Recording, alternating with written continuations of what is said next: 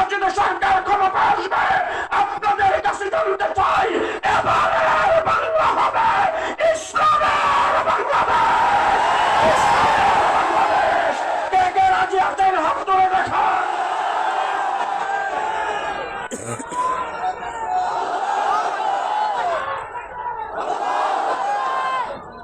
শেষ কথা আপনাদের সামনে বলবো, 2013 সালে শাপলা চত্বরে আমাদের আমির আল্লামা আহমদ শফি রহমতুল্লাহ আলাইহি বলেছিলেন যাই নামাজ সাথে নিয়ে আসবে, মিসওয়াক আর তাসবিহ সাথে নিয়ে আসবে।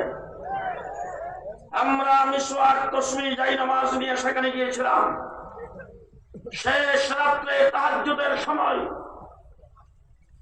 জিকিররত, মোনাজাতরত, তেলাওয়াতরত, নামাজরত আল্লাহর ওই বুজুর্গদের উপরে হাইওয়ান জানোয়ারের মতো ব্রিটিশ সরকারের বাহিনী চাপে পড়ে শাপলা চত্বরে নির্মমভাবে হত্যা করেছেন নিরপরাধ মানুষকে।